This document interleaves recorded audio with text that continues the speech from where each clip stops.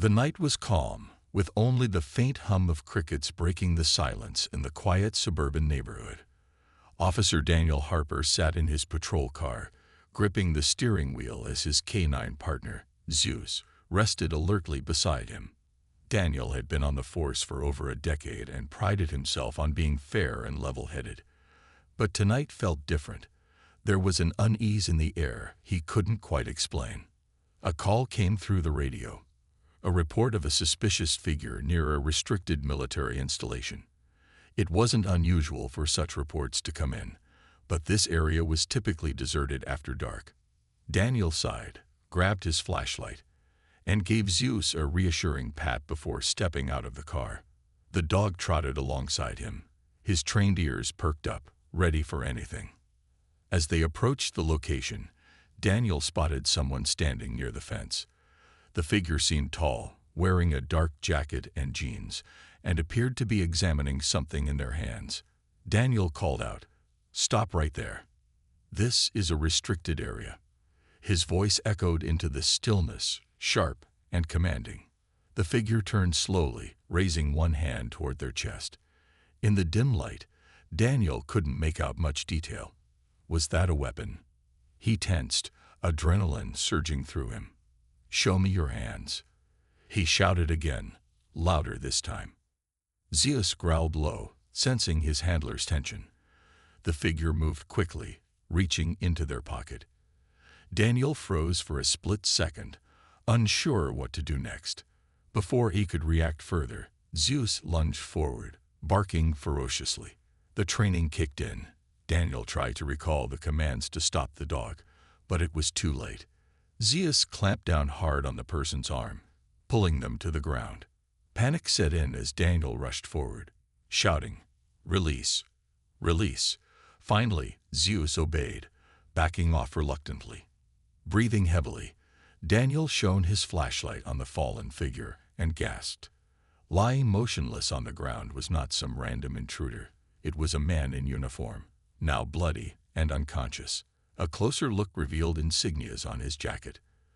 This was no ordinary soldier. This was General Marcus Thompson, a highly respected U.S. Army officer who had served multiple tours overseas. Daniel's heart sank. What had just happened? Why hadn't the general complied immediately? Had he reached for identification instead of a weapon? Questions swirled in Daniel's mind as he frantically called for backup and medical assistance. Paramedics arrived within minutes, but it was already too late. General Thompson succumbed to his injuries at the scene. Word spread fast. By morning, news outlets were ablaze with headlines about the tragic incident. Social media erupted with outrage, accusing Daniel and his department of racial bias. Protesters gathered outside the police station, chanting slogans like "Justice for Marcus" and holding pictures of the beloved general. Friends and colleagues described him as a kind, humble man dedicated to serving his country, a stark contrast to how the situation ended. For Daniel, the weight of the tragedy crushed him. He replayed the events over and over in his mind, wondering if he could have handled things differently.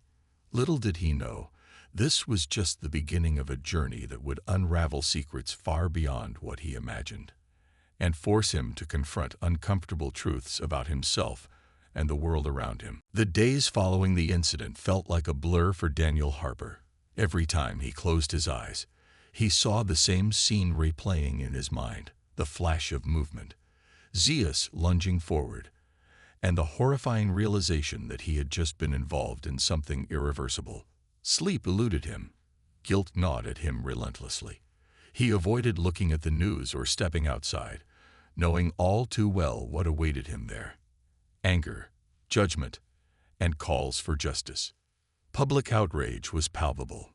Protesters gathered daily, their voices echoing through the streets, demanding accountability from the police department. Social media buzzed with hashtags like #JusticeForMarcus and #EndPoliceBrutality. Pictures of General Marcus Thompson circulated widely, his smiling face alongside stories of his heroic service to the nation. People spoke about how he had risen through the ranks despite systemic barriers, becoming a role model for many young Black Americans. The more Daniel learned about the man whose life he had unwittingly ended, the heavier his heart became. Meanwhile, the police department acted swiftly, suspending Daniel without pay pending an internal investigation. His colleagues kept their distance, unsure whether to offer support or avoid association altogether. Some whispered behind his back, questioning his judgment, while others quietly sympathized, acknowledging how quickly situations could spiral out of control. But sympathy didn't shield him from public fury. Strangers hurled insults at him online, labeling him everything from reckless to a symbol of oppression. Anonymous threats poured in, forcing Daniel's wife, Sarah, to take extra precautions around their home. On the other side of the tragedy stood Marcus' family, grappling with unimaginable grief. Elena Thompson, Marcus' widow, struggled to hold herself together for the sake of their teenage daughter, Jasmine. She spent hours staring at old photos, trying to process the sudden void left by her husband's death. Friends and relatives visited often, bringing food and condolences, but nothing could ease the ache in her chest. At night, she lay awake, replaying memories of their life together. The laughter, the arguments, the dreams they'd shared for the future. Jasmine, on the other hand, channeled her emotions into action. Her father's death ignited a fire within her. Though still reeling from shock, she refused to let his legacy fade into silence. With the help of teachers and friends, she organized a memorial event at her school, where students and community members came together to honor Marcus' memory. Speakers talked about racism, inequality, and the urgent need for reform, not just in policing, but across society. For the first time since losing her father, Jasmine felt a sense of purpose, even if it came wrapped in pain. As tensions escalated nationwide, pressure mounted on local authorities to charge Daniel criminally. Civil rights organizations joined forces with Marcus' family, filing lawsuits against the police department for negligence and misconduct. Politicians weighed in, using the case to push agendas ranging from defunding law enforcement to implementing stricter training protocols. Amidst the chaos, one question lingered in everyone's minds. Could this have been prevented?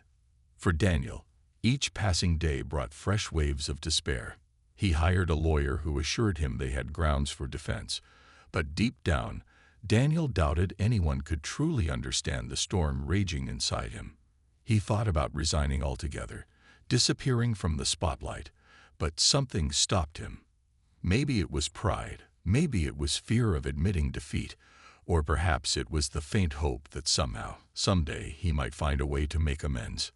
Little did he know, the road ahead would force him to confront not only the consequences of that fateful night, but also secrets buried deeper than he ever imagined. As the investigation into General Marcus Thompson's death intensified, a new and unexpected figure emerged. FBI Special Agent Lawrence Thompson. Tall, stern, and carrying an air of authority, Lawrence introduced himself during a press conference, his voice steady but tinged with emotion. I am here today not only as an agent of the Federal Bureau of Investigation, but also as the father of the late General Marcus Thompson, he announced, his words sending shockwaves through the room. The revelation stunned everyone, including Daniel Harper. It turned out that Lawrence and Marcus had been estranged for years, their relationship strained by deep ideological differences.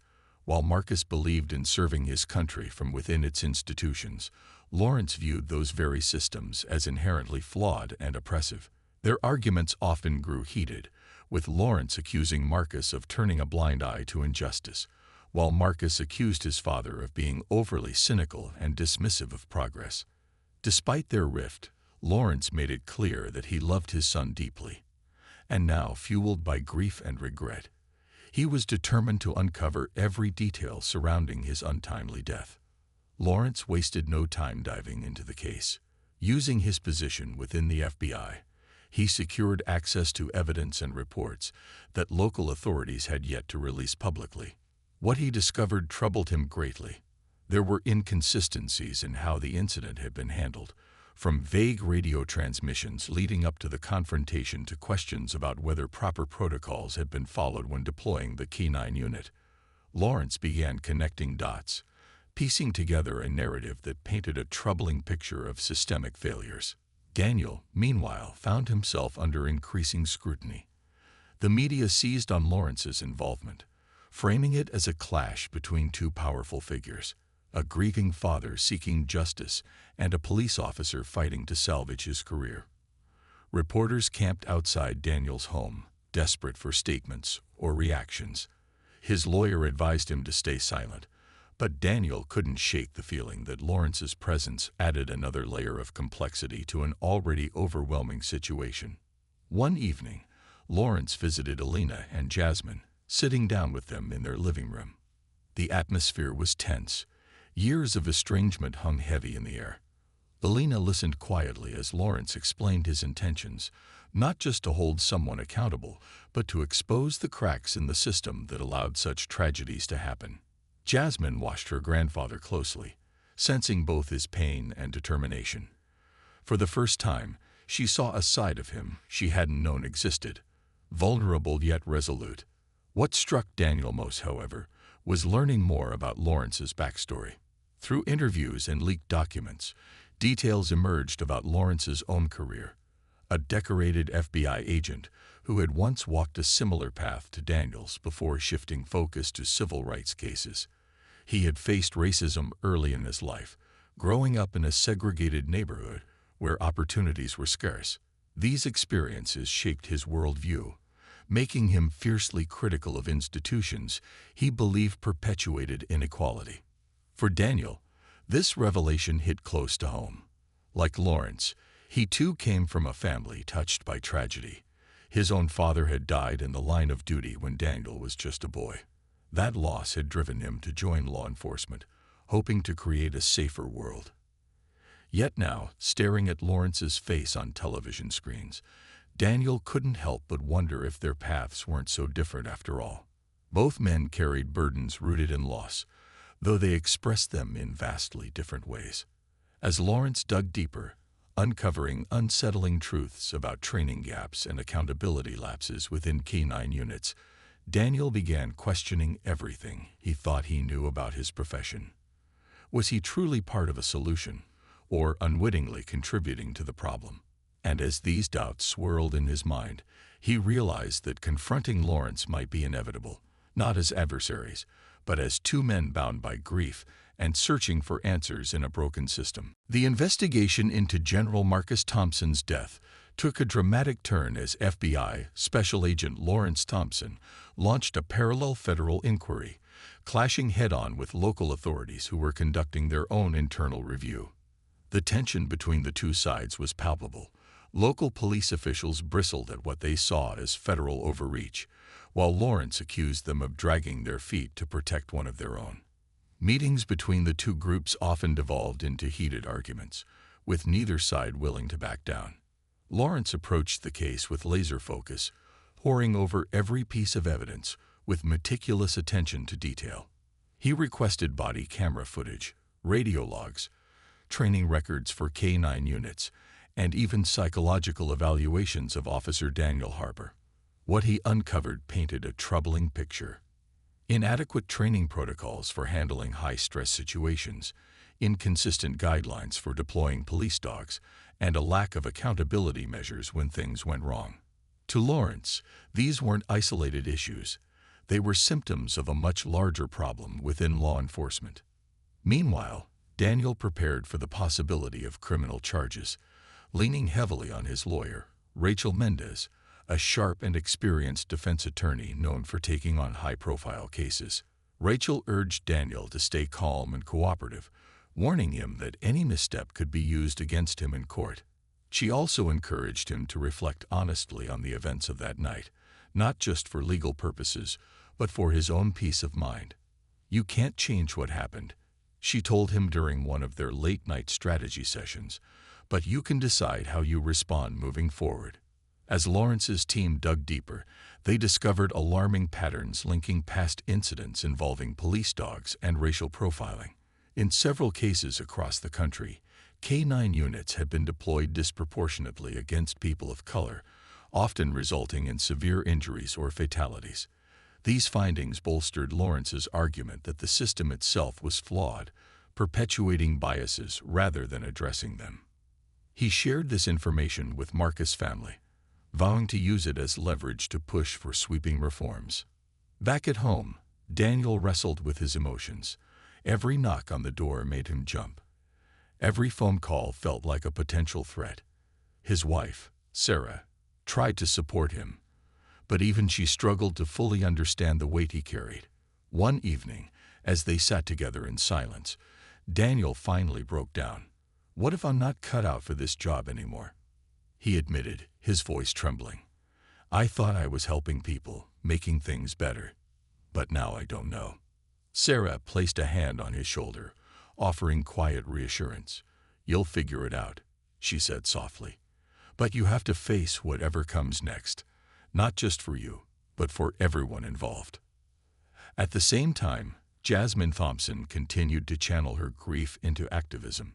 Inspired by her grandfather's determination, she began attending rallies and speaking at community events about the need for reform.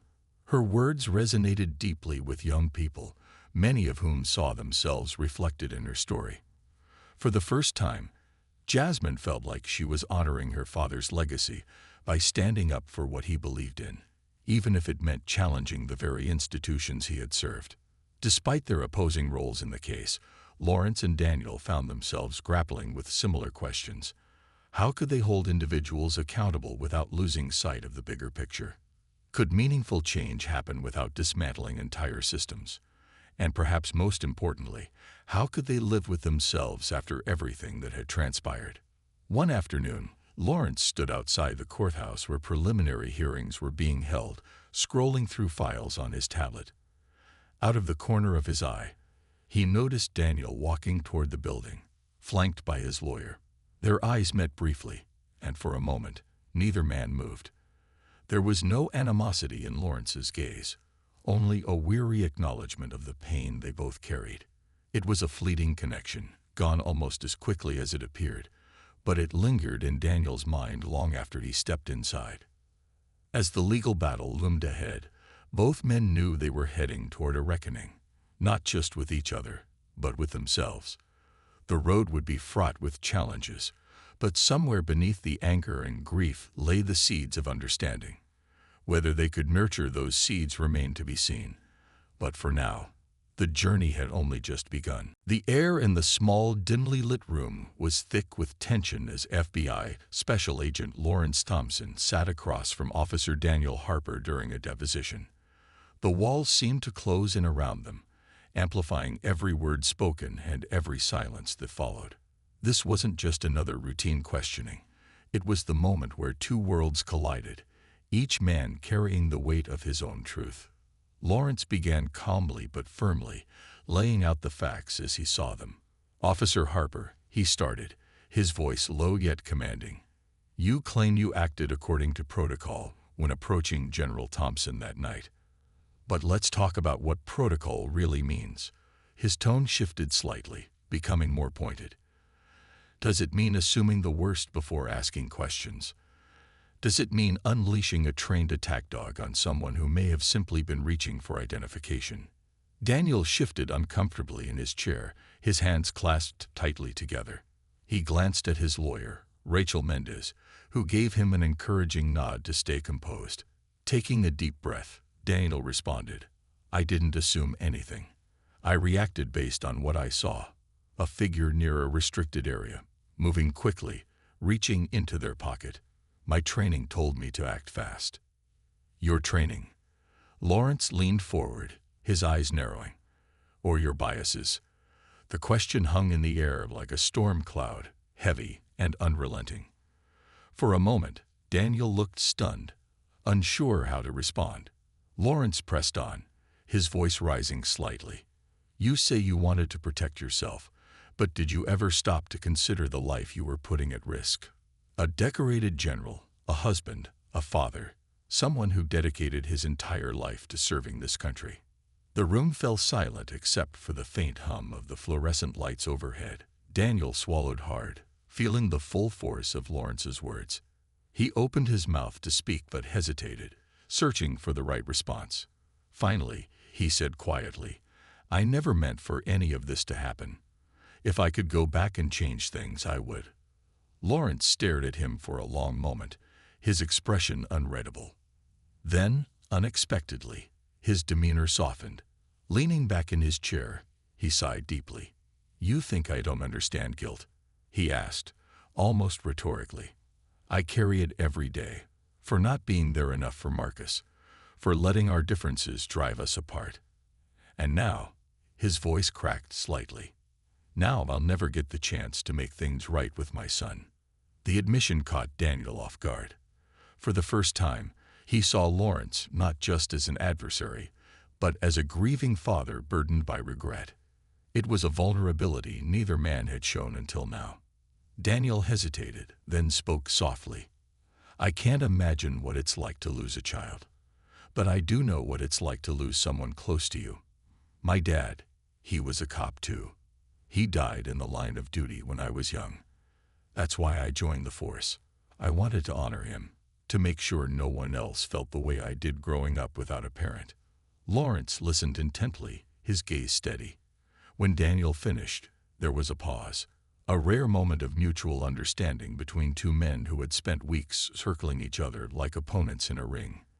Breaking the silence, Lawrence said, "We're not so different, you and I. We both joined these systems thinking we could fix them. But sometimes we end up perpetuating the very problems we swore to fight against." As the deposition ended, both men left the room visibly shaken. For Lawrence, the encounter reinforced his resolve to push for systemic change, not just for Marcus, but for everyone affected by similar tragedies. For Daniel, it planted a seed of introspection. Was he truly part of the solution, or had he become complicit in a flawed system? Outside, the sun dipped below the horizon, casting long shadows over the courthouse steps. Neither man noticed the other walking away, lost in their thoughts. But somewhere in that brief exchange, they had crossed an invisible line.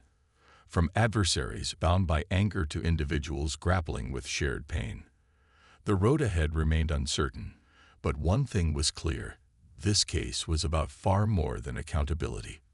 It was about redemption, justice, and the possibility of bridging divides that ran deeper than either of them had realized. The courtroom buzzed with anticipation as the trial began, drawing national attention.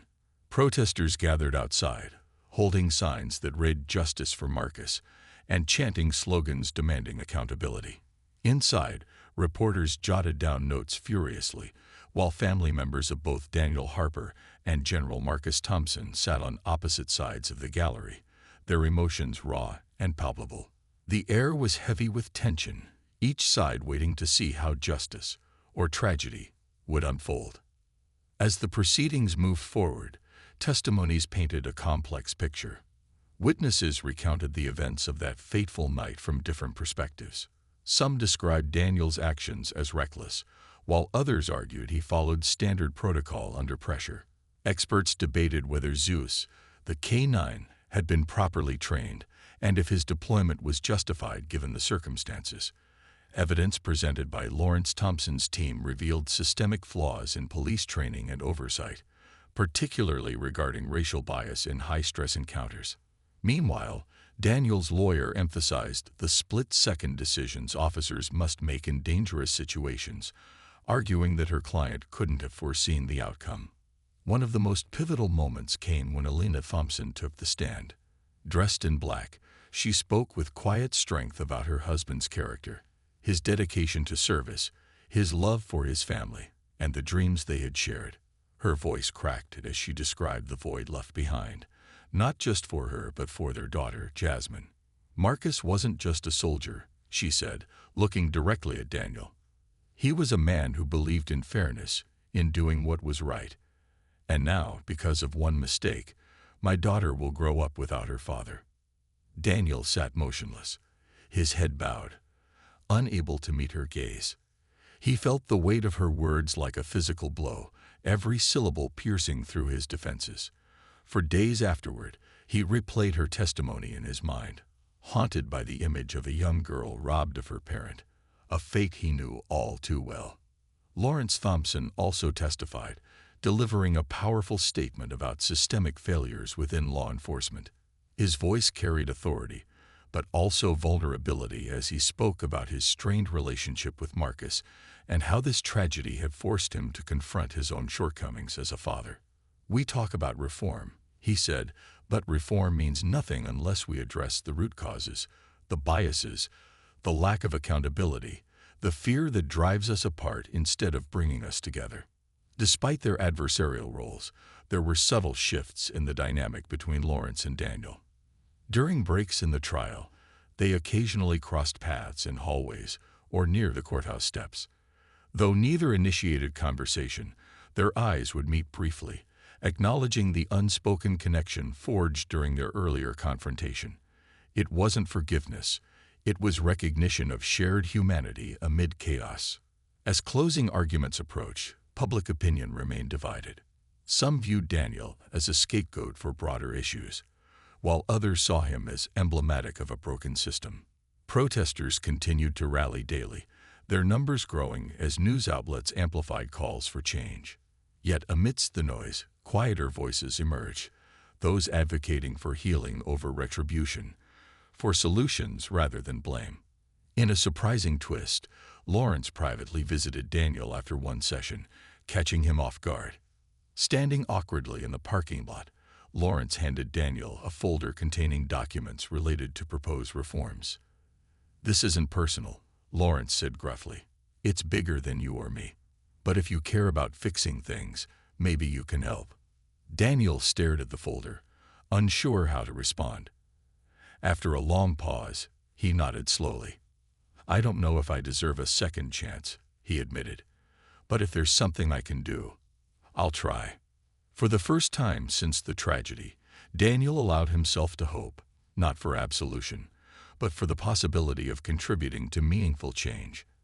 As the trial drew to a close, it became clear that whatever verdict awaited them, the real work lay ahead, bridging divides, challenging entrenched systems, and finding ways to honor Marcus Thompson's legacy without letting bitterness consume them all. The courtroom fell silent as the judge delivered the verdict. After weeks of emotional testimonies, heated arguments, and painstaking deliberation, the jury had reached a decision. The tension was unbearable. Every person in the room held their breath, waiting for the words that would shape not only Daniel Harper's future, but also the larger narrative of justice and accountability. "Officer Daniel Harper," the judge began, his voice steady and measured, "you are found not guilty of manslaughter." A collective gasp rippled through the gallery.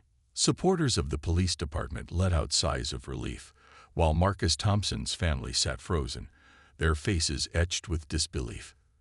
But the judge wasn't finished. However, he continued, "You are found guilty of misconduct due to procedural negligence. As such, you will be stripped of your badge and must complete mandatory retraining before being eligible to serve in any capacity involving law enforcement." For Daniel, the verdict felt like both a reprieve and a condemnation. He wasn't going to prison, but the loss of his badge, the symbol of everything he had worked for, was a crushing blow.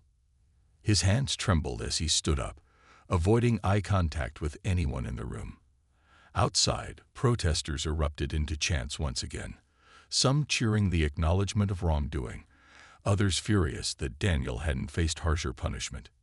In the days that followed, Daniel retreated further into himself. He avoided watching news coverage or reading comments online, knowing they would only deepen his despair. Sarah tried her best to comfort him, reminding him that this could be an opportunity to start anew. "You've always wanted to make things right," she said gently one evening. "Maybe this is your chance to do something meaningful, even if it's hard." Meanwhile, Lawrence Thompson channeled his frustration into action. Though unsatisfied with the outcome, he recognized the trial had brought critical issues to light. Using evidence uncovered during the investigation, he spearheaded a nationwide campaign to reform K-9 unit protocols and improve accountability measures within policing.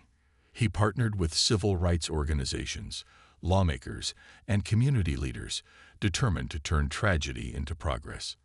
Jasmine joined him at rallies and events, speaking passionately about her father's legacy and urging young people to demand change.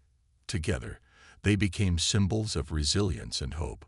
One afternoon, driven by a mix of guilt and resolve, Daniel made a decision that surprised everyone, including himself.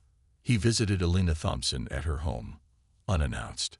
Standing nervously on her doorstep, he braced himself for rejection.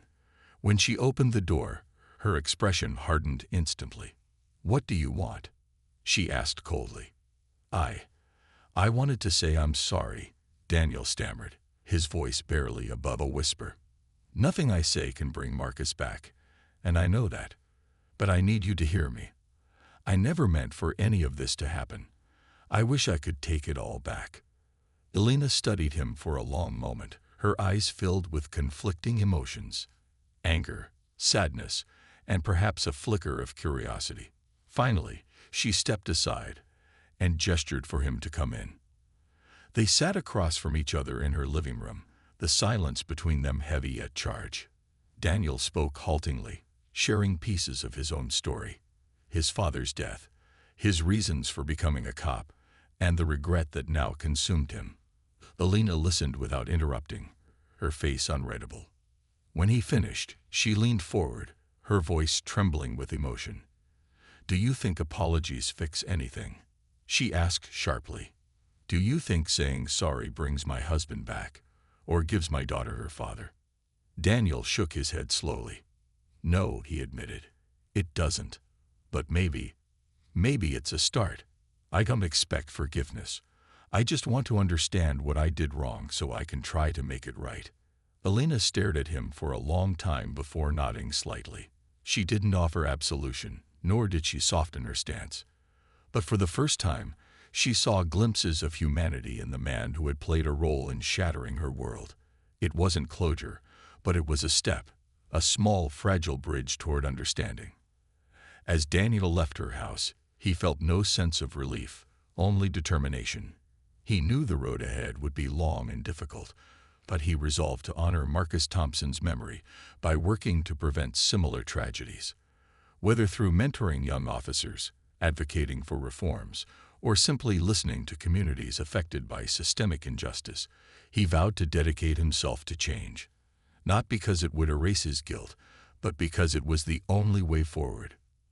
And somewhere, amid the pain and uncertainty, a glimmer of hope emerged, not for redemption, but for reconciliation. Months passed, and life began to settle into a fragile rhythm for everyone touched by the tragedy. The protests had quieted, but the conversations they sparked continued to ripple across the nation. Communities held town hall meetings, schools organized discussions about systemic reform, and social media buzzed with hashtags calling for accountability and change. Though the wounds were far from healed, there was a sense that something meaningful might emerge from the pain. Daniel Harper, now stripped of his badge, found himself at a crossroads. For weeks after the trial, he struggled to find purpose. He spent hours walking through parks or sitting alone in coffee shops, replaying every moment of that fateful night in his mind. But slowly he began reaching out, first to former colleagues who still respected him despite everything, then to community leaders working on police reform initiatives.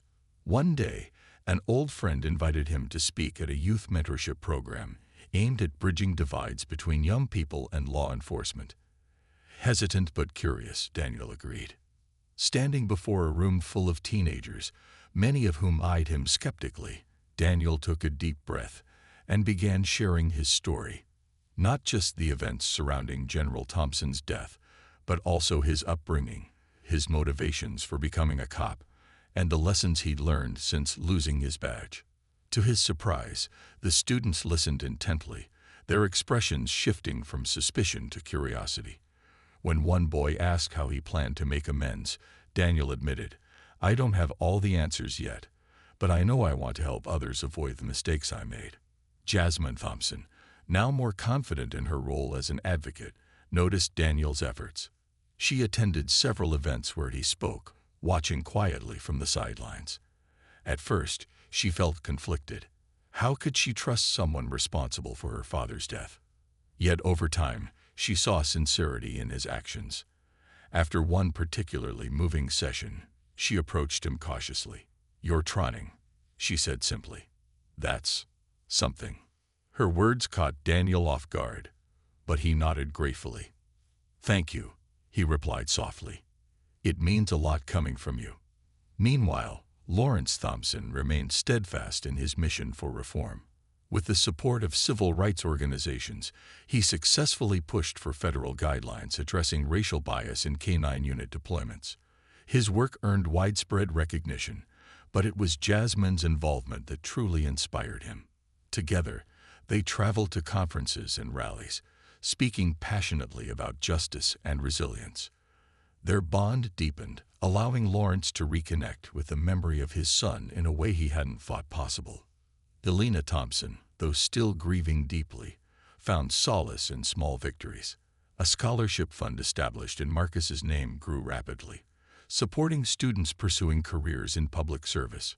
Friends and family helped her navigate the challenges of raising Jasmine alone, reminding her that she wasn't carrying this burden by herself. On quiet evenings, she would sit with Jasmine, flipping through photo albums and recounting stories about Marcus. These moments, bittersweet as they were, kept his spirit alive. As months turned into years, the scars left by the tragedy remained, but so did the seeds of hope.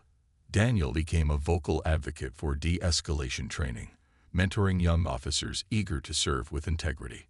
Lawrence continued fighting for systemic change, while Jasmine blossomed into a leader within her generation, channeling her grief into action. And though forgiveness didn't come easily or universally, it wasn't the only path forward. The final chapter unfolded during a community event focused on healing and unity. Daniel crossed paths with Jasmine once again, this time as collaborators rather than adversaries. They shared a brief conversation, acknowledging the progress made without ignoring the work still needed. As they parted ways, Jasmine smiled faintly, a gesture that carried more weight than words ever could.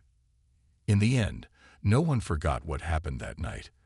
The loss of General Marcus Thompson lingered as a stark reminder of the cost of failure within broken systems. But his legacy lived on, not just in memorials or scholarships, but in the countless lives touched by those striving to build a better future. Justice, they realized, wasn't a destination. It was a journey, messy and imperfect, but worth every step.